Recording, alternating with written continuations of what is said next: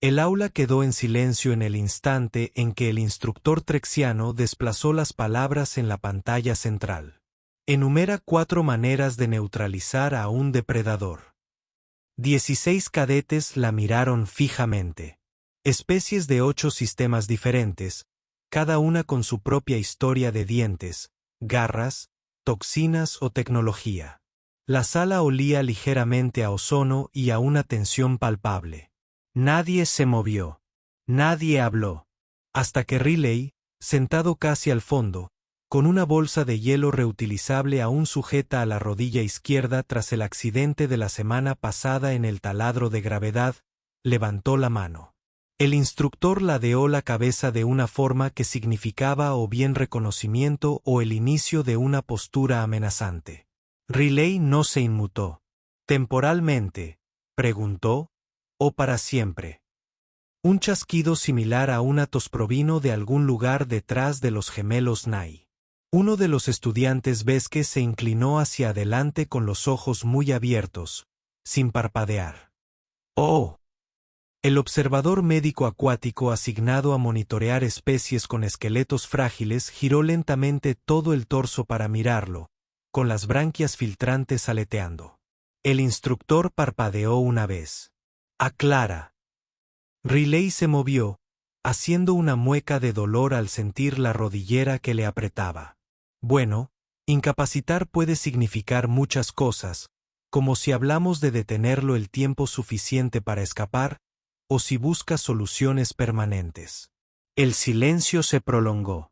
Uno de los Naot murmuró algo que se tradujo automáticamente como, ¿qué le pasa? El instructor entrecerró los ojos. Continúa, cadete.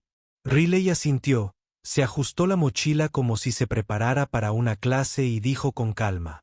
De acuerdo, 4 métodos, pero tú preguntaste. No alzó la voz. No hacía falta. Primer método, alteración de la visión. Se incapacita la vista de un depredador temporalmente con destellos, luz tenue o irritantes, permanentemente si se daña la retina o el nervio óptico. Entrenamos con ambas opciones. Algunos escenarios requieren soluciones temporales. Otros no. La estudiante Gortán a su izquierda siseó involuntariamente. Las membranas protectoras se deslizaron sobre sus ojos. Segundo método, dislocación articular. Rodillas, hombros, incluso dedos. No importa lo duro que sea tu oponente. Si no puedes flexionar tus extremidades correctamente, no puedes perseguir, agarrar ni golpear. Los humanos tenemos articulaciones muy vulnerables, por eso aprendemos a explotarlas en los demás. Tercero, continuó, acomodándose en su asiento. Restricción del flujo sanguíneo, estrangulamientos, puntos de compresión, torniquetes si es necesario. Puedes dejar inconsciente a alguien en menos de 10 segundos. Si golpeas las arterias coronarias, la recuperación depende de cuánto tiempo se interrumpa el flujo. Si lo interrumpes demasiado, sufres daño cerebral. El cerebro, los nervios, todo empieza a morir. Hay un límite que no se debe cruzar. Nos enseñan dónde está. Un insectoide alto en la segunda fila gorjeaba suavemente, golpeando sus notas con un apéndice que temblaba ligeramente. Cuarto método, shock neurogénico. Un golpe repentino en la columna o un dolor visceral profundo pueden desencadenarlo. El cuerpo simplemente se paraliza. La presión arterial se desploma. Puedes derribar a un depredador en pleno ataque si golpeas el punto exacto con la suficiente fuerza. Temporal, tal vez. Permanente. Depende de la recuperación, los cuidados, el momento oportuno y la suerte. Riley miró a su alrededor.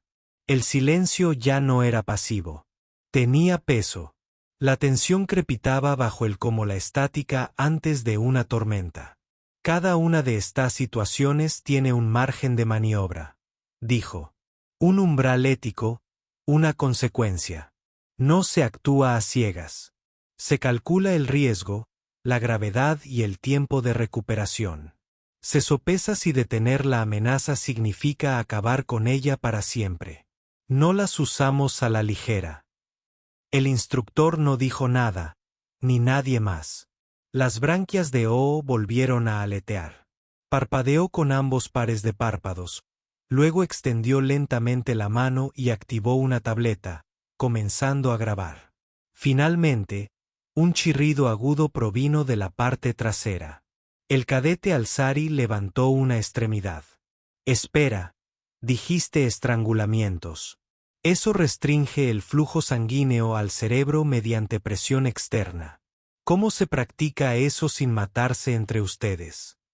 Riley esbozó una media sonrisa sombría. Entornos controlados, simulacros cronometrados. Entrenamos con sensores de presión y señales de liberación. Normalmente, 2 personas observan y una ejecuta el estrangulamiento. Si alguien se desmaya, se considera una pérdida de control. Ahora había 3 cadetes tomando notas. O era uno de ellos. Los demás se habían replegado, adoptando posturas rígidas, permaneciendo inmóviles o en estado de alarma. El instructor trexiano finalmente se puso de pie. Su pesado exoesqueleto crujió al moverse hacia el centro de la sala. Eso no es doctrina estándar. No, señor. Es doctrina terrestre para la neutralización de amenazas en combate cuerpo a cuerpo. La voz de Riley no flaqueó en situaciones donde podríamos no tener armas, tiempo o una segunda oportunidad. El instructor se irguió, con la mandíbula tensa. Cadete Riley, usted hará una demostración. Riley parpadeó. Perdón. ¿Demostrar qué? Control. Tus métodos. Te reto a un intercambio de combate supervisado. Se oyeron susurros, algunos clics inaudibles, otros se filtraron a través del traductor de la clase. Riley no respondió de inmediato. Miró su rodillera, se desabrochó lentamente la venda refrigerante y giró la rodilla a modo de prueba. Se movía con rigidez, pero sin dolor agudo. Señor, con todo respeto, mi rodilla aún no se ha recuperado del todo de la lesión por torsión de la semana pasada, y estas técnicas no son un espectáculo. Si hacemos esto, no estoy fingiendo nada. Bien. Entonces será instructivo. Oulé levantó una mano, una extremidad con punta de aleta, dando permiso para supervisar el intercambio como enlace médico. El instructor asintió una vez. Concedido, recogió su equipo de la pared, se colocó un conjunto de monitores biométricos y murmuró: combate humanoide desarmado, posible distensión de ligamentos, estrés óseo. Quizás deberíamos administrar antiinflamatorios. No, esperemos a los diagnósticos. Riley se puso de pie, estiró la espalda e intentó unos pasos de prueba. La rigidez estaba ahí. No estaría en su máxima agilidad. Eso, más que nada, le hizo fruncir el ceño. Señor, dijo, mirando al instructor. Iremos despacio, con control, un movimiento a la vez. El instructor asintió con la mano, un ligero movimiento de columna y la mirada fija. El círculo de entrenamiento se formó. Rápidamente, las sillas se apartaron. Los monitores biométricos parpadearon. Ool estaba listo al borde con 2 kits de inyección y un escáner óseo ya activo. Riley adoptó su postura, baja y equilibrada. El instructor se abalanzó. Fue rápido. Riley esquivó, girando hacia la derecha, pero su pie izquierdo resbaló en el suelo sellado.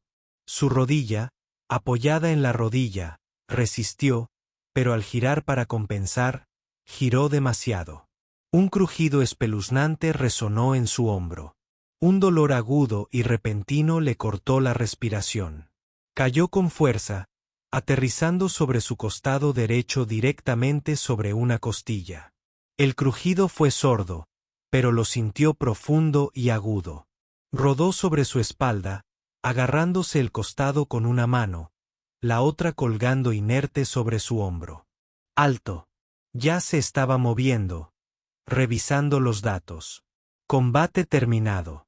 Dislocación y posible fractura de costilla. No más acción. El instructor retrocedió de inmediato, con las garras tensas, pero sin acercarse. El rostro de Riley estaba pálido, el sudor ya le perlaba la frente. No intentó incorporarse. Creo que está fuera de la parte anterior. El hombro no está roto, solo es un mal ángulo, las costillas están peor. Ulu estaba arrodillado a su lado, con manos sorprendentemente suaves mientras le inmovilizaba el hombro. No sabrá si está roto hasta que lo confirmen las imágenes, dijo con brusquedad. No des nada por sentado. Sé lo que se siente una fractura. Además, acabas de intentar rodar tras una caída con la rodilla lesionada. Ese juicio es dudoso. Riley soltó una risita dolorida y luego hizo una mueca de dolor. Sí, tienes razón. Ool le presionó un parche estabilizador en el costado. No te muevas. Agravarás la lesión intercostal y posiblemente perforarás un pulmón si la fractura es profunda. El instructor se agachó cerca, observando, no regodeándose, solo vigilando. Tu reacción ante la lesión es tranquila. Riley no abrió los ojos. Tranquilo no significa que estés bien. Entendido. Tocó su escáner. Lo estamos transportando. Revisión de daños internos. Se confirma la luxación y la profundidad de la fractura de costilla. Posiblemente se le inmovilice la articulación con sedación. No puede caminar por sí solo. Riley exhaló lentamente. Bien, porque no lo esperaba. No estaba inconsciente, pero tampoco del todo despierto. La adrenalina había empezado a bajar y el dolor la había reemplazado. Ulu se quedó a su lado durante todo el trayecto hasta la enfermería. Cuando llegaron, Riley temblaba bajo el escudo biológico. Efectivamente, se había fracturado una costilla. No era una rotura completa, sino una fractura limpia en la sexta costilla, en la parte anterior. La luxación era clara y profunda. La cabeza del húmero se había desplazado hacia adelante y hacia abajo, estirando la cápsula y desgarrando pequeños ligamentos. Necesitaría un mínimo de 3 semanas para que las costillas empezaran a cicatrizar. De 4 a 6 para la recuperación completa del hombro, dependiendo de la inflamación y la reinserción. Y eso si seguía la rehabilitación al pie de la letra. Ool estudió las radiografías y luego miró a Riley, ahora aturdido por los sedantes suaves y el bloqueo analgésico. Te fracturas con facilidad, dijo en voz baja, sin malicia. Riley asintió, con los ojos entrecerrados. Sí, pero seguimos entrenando porque a veces uno se levanta. Los 2 primeros días, Riley no hizo más que dormir, hacer muecas e insistir en que no le dieran de comer con el alimentador automático. La enfermería, construida para tratar desde reinicios de exoesqueletos hasta traumatismos osmóticos, tenía muy poca experiencia tratando lesiones musculoesqueléticas humanas. OL estuvo presente la mayor parte del tiempo, no por obligación, sino por curiosidad.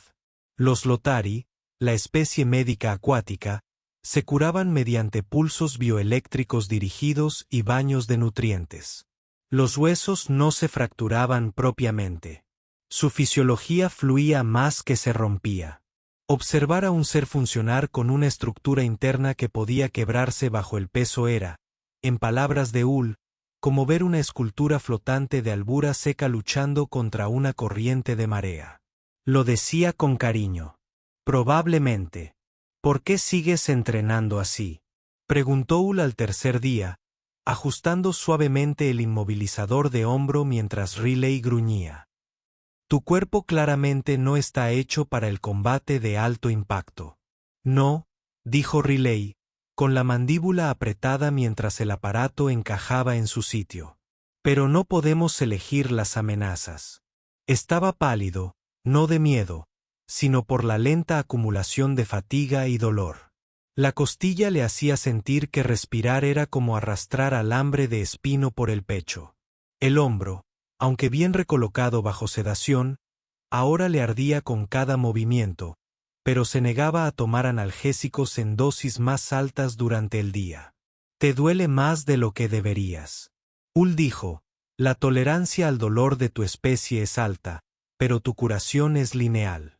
No puedes acelerar el proceso. Sé que Riley no lo miró a los ojos. Solo quiero estar presente. Oh, ladeó la cabeza. ¿Por qué? Porque fingir que no duele es como la gente se vuelve a lesionar. Riley se recostó en la cama, moviéndose como un hombre cuyas articulaciones de repente habían aprendido a resentirse. Quiero recordar cómo se sintió esto antes de que me den el alta para moverme de nuevo. Ool anotó eso en su tableta de observación, bajo la anomalía psicológica, resiliencia introspectiva. Durante la semana siguiente, la clase del seminario continuó sin Riley. En su ausencia, su nombre surgió a menudo. ¿Qué quiso decir con 10 segundos para perder el conocimiento?, preguntó el cadete del chaleco. Claro, parece improbable. No si se corta el flujo sanguíneo, dijo uno de los gemelos Nolot. Sorprendentemente, volví a ver la grabación. Tenía razón. Hay un umbral controlado, confirmó Hu, de pie al fondo del aula durante un módulo de ética. He estado revisando sus protocolos de entrenamiento en trauma. Los humanos simulan la privación de oxígeno para prepararse ante posibles accidentes en caminatas espaciales, misiones acuáticas o incluso escenarios de captura enemiga.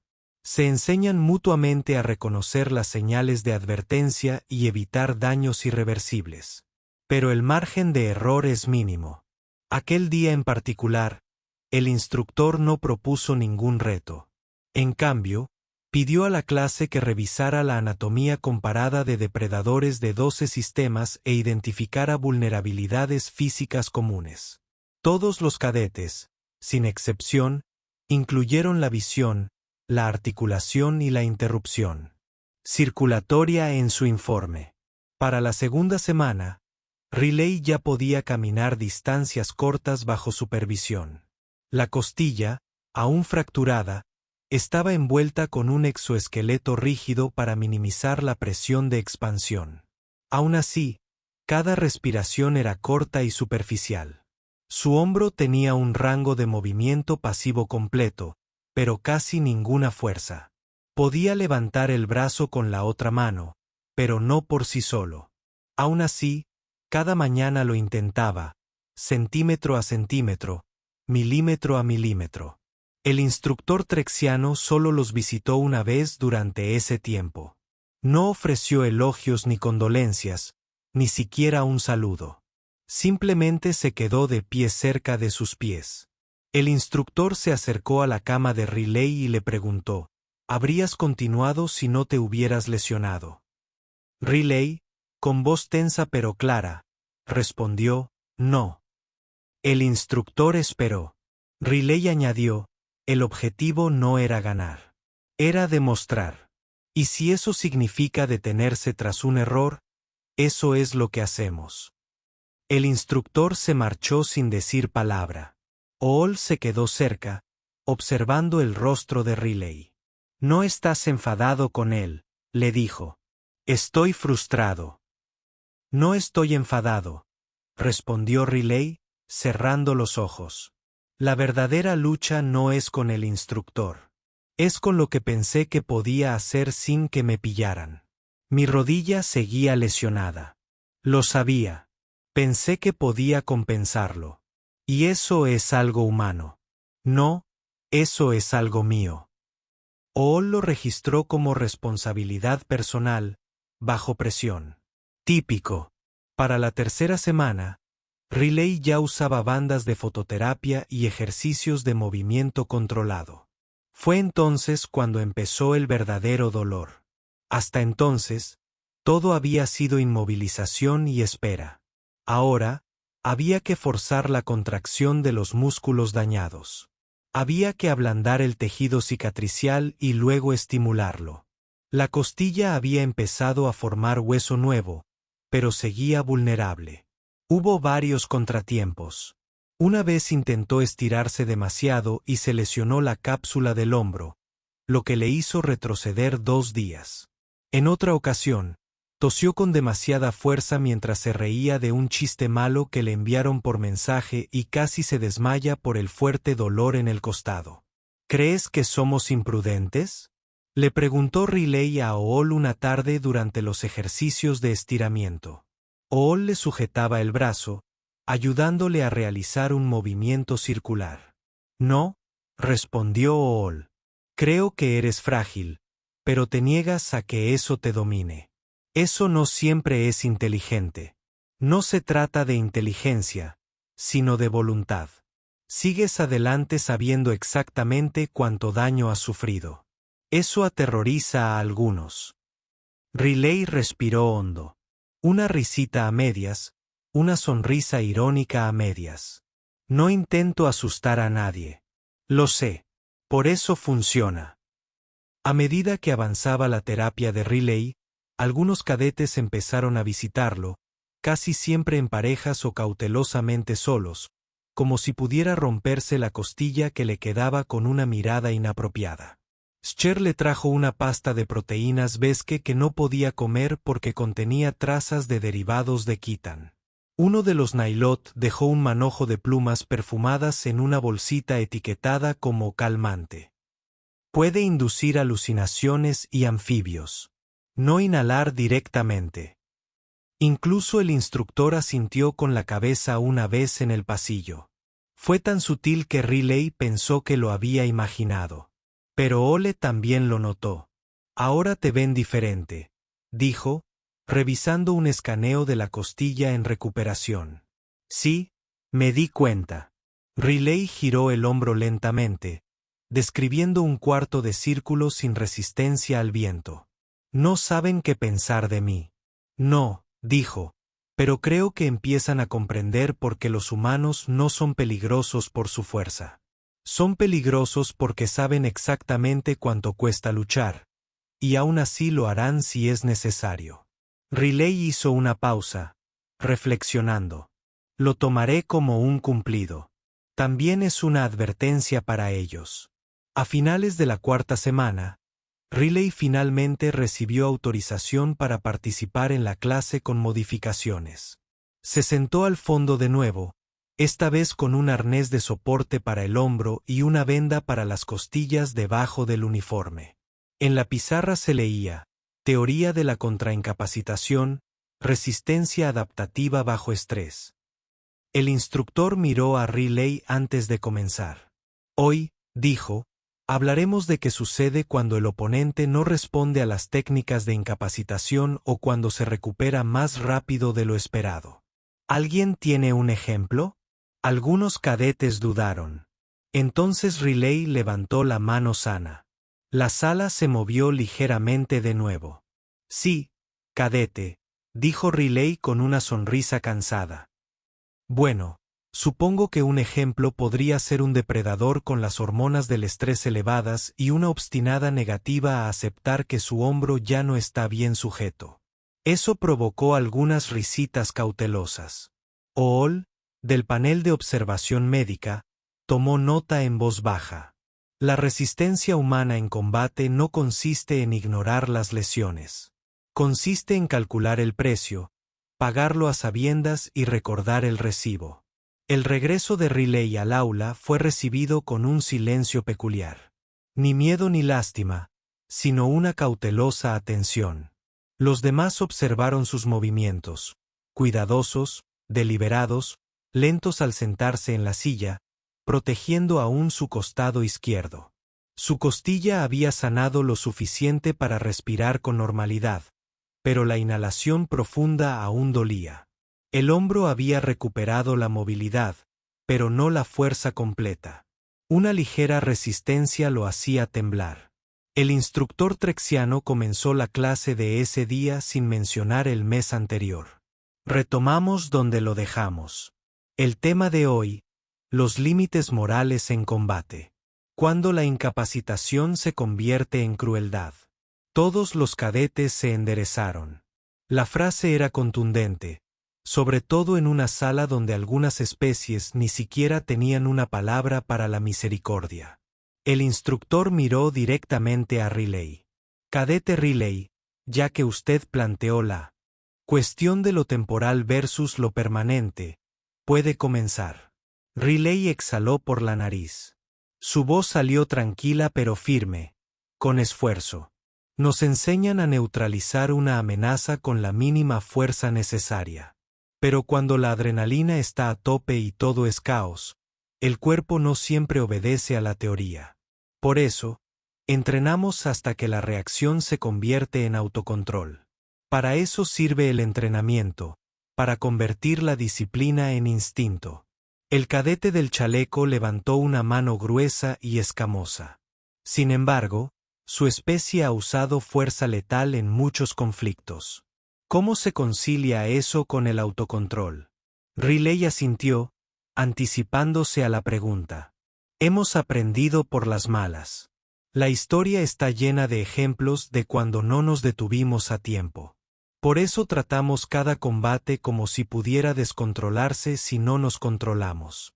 No siempre se puede deshacer el daño, pero se puede prevenir una escalada si se piensa antes de actuar. Oule se acercó flotando un poco más desde su tanque de observación, con la mirada pensativa. ¿Quieres decir que regulas la violencia mediante el autoconocimiento? Exactamente, dijo Riley. Sí sé de lo que soy capaz. Soy responsable de cuándo parar. Fingir que no puedo lastimar a alguien no me hace inofensivo. Me hace peligroso, pero de una forma equivocada. La clase volvió a guardar silencio. Incluso el instructor hizo una pausa antes de hablar. ¿Dirías que tu lesión cambió tu perspectiva del combate? Riley ladeó la cabeza, pensativo. Sí, resultar herido no te hace más débil. Simplemente te hace más consciente de la delgada línea entre la intención y la consecuencia. Las branquias de Ul se agitaron, asimilando la información. Explícate. Riley se recostó con cuidado, evitando estirarse demasiado para no lastimarse el hombro lesionado.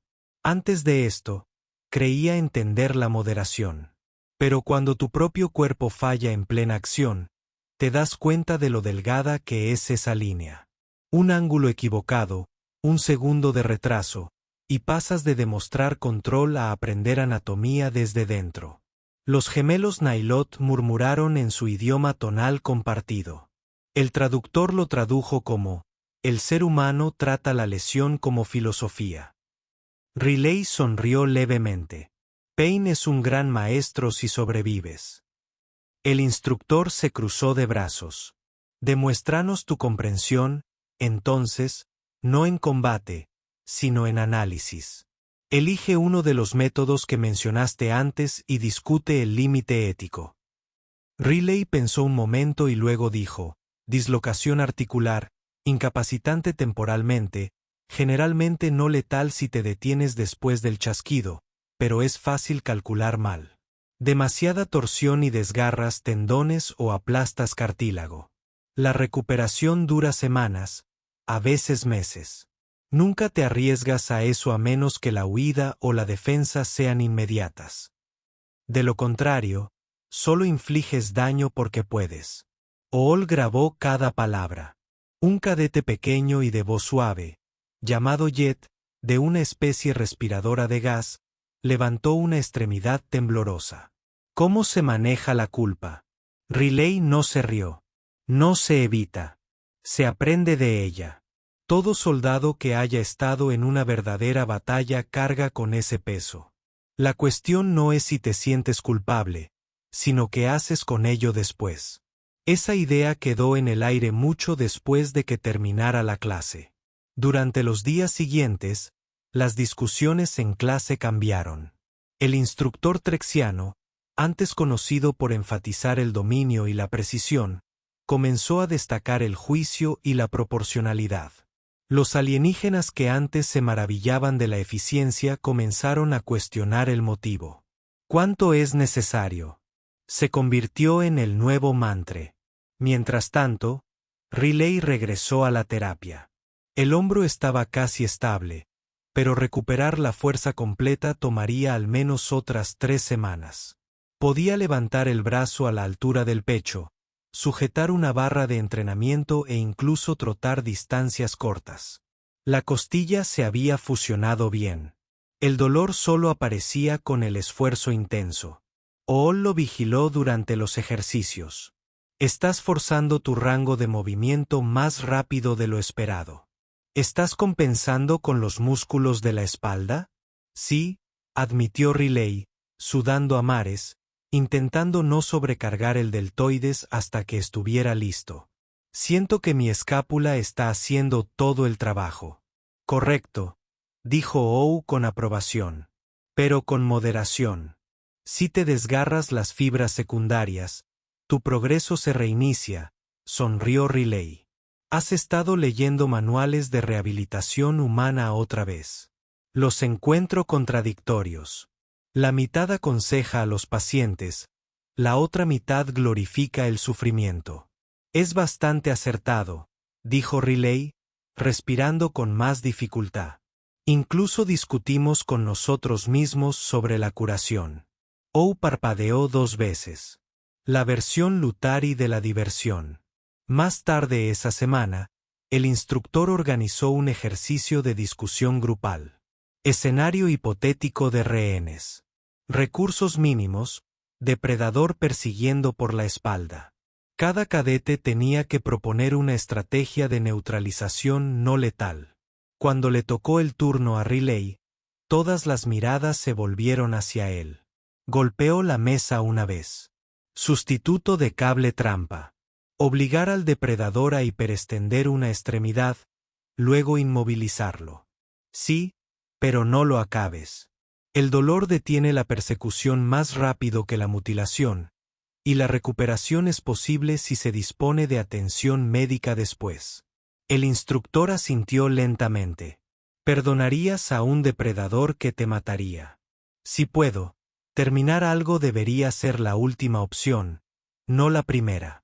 Incluso arriesgándome a perder la vida, especialmente en ese caso, porque de lo contrario pierdo lo que le da sentido a la lucha.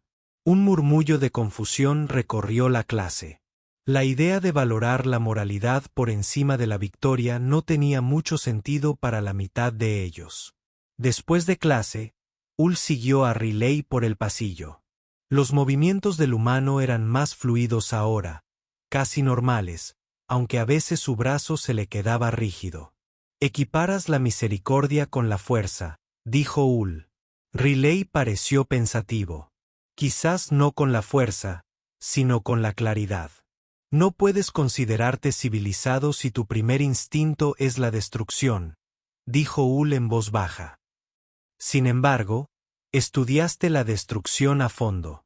Porque fingir que no existe no la hace desaparecer, respondió Riley. Esa noche, mientras los gemelos de la academia se desvanecían a través del visor, Ool se unió a Riley en la sala de fisioterapia. El humano practicaba ejercicios de tracción asistida con bandas de resistencia. El médico revisó sus lecturas. Integridad de los ligamentos, 86%. Eso va por encima de lo previsto. Rango de movimiento casi completo. Aunque sigo siendo muy débil, dijo Riley. Ni siquiera puedo levantar una mochila llena todavía. Entonces no la cargarás hasta que te den el alta. Riley soltó una risita seca. Serías un gran entrenador en mi tierra. Lo dudo. Mi especie se cura flotando en piscinas de nutrientes y tarareando. La disciplina no es nuestra mayor virtud. Entonces quizá por eso se te da bien recordarme que vaya más despacio. Ool pareció considerarlo. Yo también estoy aprendiendo de ti. La idea de que la limitación puede coexistir con la fuerza de voluntad es algo nuevo para mí. Nos curamos fácilmente. Tú te curas con esfuerzo. Eso le da sentido a tu progreso de una forma que no podemos replicar. Significativo es una palabra para describirlo. Agotador es otra. Las branquias de Ool se agitaron, una risa silenciosa. Quizás ambas sean ciertas. 2 días después, el instructor trexiano solicitó otra demostración práctica, esta vez no de combate, sino de contención procedimental, como someter a un oponente agresivo sin lastimarlo. Riley aceptó bajo la estricta condición de no intervenir físicamente más allá de guiar el movimiento. La demostración se desarrolló lentamente en el ring de entrenamiento. El instructor actuó como el agresor, moviéndose con una velocidad exagerada. Riley se hizo a un lado, lo redirigió, lo llevó al desequilibrio y presionó ligeramente la articulación del codo antes de retroceder. Explicó los ángulos, la mecánica corporal y por qué la presión sin dolor aún podía controlar a un adversario. Terminó sin incidentes. Sin embargo, la sala se sentía transformada. Los alienígenas vieron a un humano que había sido quebrantado y reconstruido, no por bravuconería, sino por método. Empezaron a comprender que el peligro terrestre no era solo físico. Era intelectual, ético, calculado. Al terminar la clase, el instructor se le acercó en privado. «Has alterado este programa», dijo. «No por rebeldía, sino por las consecuencias». Riley se secó el sudor de la sien. «Supongo que esa es una forma de enseñar». El trexiano inclinó la cabeza. «Tu especie me aterroriza, cadete. Os rompís, sangráis, dudáis, y aún así recuperáis. Ese es un poder que mi especie nunca ha necesitado desarrollar». Riley sostuvo su mirada. «Quizá por eso funciona la coalición. Todos cubrimos los puntos ciegos de los demás». Más tarde, Oule anotó una sola línea en su informe médico antes de presentarlo a la Junta de Entrenamiento de la Coalición. La resiliencia humana no es rebeldía contra las lesiones, sino cooperación con ellas. Para la 6ª semana, Riley ya estaba totalmente apto físicamente, aunque con ciertas limitaciones, nada de ejercicios de combate cuerpo a cuerpo, nada de mochilas con más de 15 kilos y nada de movimientos laterales bruscos de hombro. Todavía no podía lanzar un puñetazo con el brazo izquierdo sin sentir un dolor punzante en la articulación, pero podía levantar pesas, esprintar y realizar maniobras básicas de nuevo. Y lo que era más importante, podía respirar hondo sin que le crujieran las costillas. La mañana de su primer regreso oficial al entrenamiento de combate sin modificaciones, el campo de entrenamiento tenía un aspecto diferente. Alguien había colocado una colchoneta de espuma donde la grava solía clavarse en las rodillas. Los maniquíes lastrados tenían las articulaciones pintadas de rojo tierra y habían movido un banco a la sombra con bidones de hidratación y 2 botiquines claramente etiquetados, uno con una pegatina nueva que decía «Tierra». Revisar órganos internos. Riley vio a Ool de pie junto a él, examinando el campo como si evaluara la integridad estructural. «¿Rediseñaste todo?», preguntó. Ool no apartó la mirada. El diseño anterior estaba optimizado para especies con exoesqueleto. «El tuyo no». Riley negó con la cabeza. «Estoy bien. No tienes que tratarme como a un niño». «No te estoy tratando como a un niño», respondió Ulu con voz tranquila. «Te están dando facilidades. Es una estrategia de supervivencia. Tú me enseñaste eso». Riley sonrió y estiró el hombro. Seguía siendo cauteloso, pero ahora con más fluidez. «Bien. Veamos hasta dónde me lleva la supervivencia hoy». El simulacro era un ejercicio de coordinación multiespecie, maniobras en equipo, combate de bajo contacto y protocolos de extracción. A Riley le asignaron un escuadrón con Sure, uno de los gemelos Nailot, nadie sabía cuál era, y un ansioso cadete Alzari que no paraba de temblar a menos que estuviera bajo el agua. A pesar de las dificultades, el escuadrón funcionó bien. Riley dirigía desde el centro, compensando su lado aún en recuperación al anticipar los movimientos y guiar a los demás con órdenes cortas y precisas. Gira la cadera, no la pierna. El peso se desplaza hacia adentro. Busca el desequilibrio, no el impacto. No aplastes el cuello. Es una simulación. Cada orden no se trataba solo del éxito, sino de la moderación. Y los demás cadetes escuchaban. Ahora no solo respetaban los métodos de Riley, sino que comprendían por qué eran importantes. Tras la simulación, el instructor, que había permanecido extrañamente callado durante toda la sesión, llamó a la clase para que se reuniera bajo la cúpula. Este seminario comenzó como un curso estándar de teoría del combate, dijo con voz firme y baja. Pero se convirtió en algo distinto. Se giró hacia el centro, donde Riley estaba de pie, empapado en sudor y jadeando, con el hombro ligeramente tenso por el esfuerzo. Preguntamos por métodos para neutralizar a los depredadores, preguntó un cadete. ¿Temporalmente o para siempre? Esa pregunta cambió nuestra concepción de la fuerza. Hubo una pausa. Hemos actualizado el programa. Con efecto inmediato. Un destello iluminó las pantallas de los hologramas de todos al aparecer los nuevos protocolos de entrenamiento. Unidad 1. Triaje de combate y análisis de amenazas. Unidad 2. Métodos de neutralización anatómica, reversibles e irreversibles. Unidad 3. Toma de decisiones éticas en combate. Unidad 4. Calibración del índice de fragilidad interespecífica. Unidad 5. Secuelas psicológicas y autoevaluación. Pero fue el anexo al final lo que captó la atención de todos. Nota del instructor. No hagas preguntas abiertas sobre combate en presencia de personal terrestre a menos que estés preparado para un debate filosófico, una clase de anatomía y posiblemente una emergencia médica. Una risita contenida recorrió el grupo. Riley miró a Ool, que ya estaba registrando el momento en su tableta. Levantó la vista. ¿Contento?, preguntó el médico. ¿Agotado?, dijo Riley. Pero sí, creo que valió la pena. Ool hizo un resoplido en su canal branquial secundario, el equivalente en Liltarri a un suspiro de súplica. ¿Y ahora qué? Riley se encogió de hombros con cautela. Terminar el seminario, sobrevivir a la próxima prueba física, quizá pasar 5 días enteros sin lesionarme. Ambicioso, dijo Ool con voz inexpresiva. Más tarde esa noche, de vuelta en el comedor, algunos cadetes se reunieron alrededor de la mesa de Riley.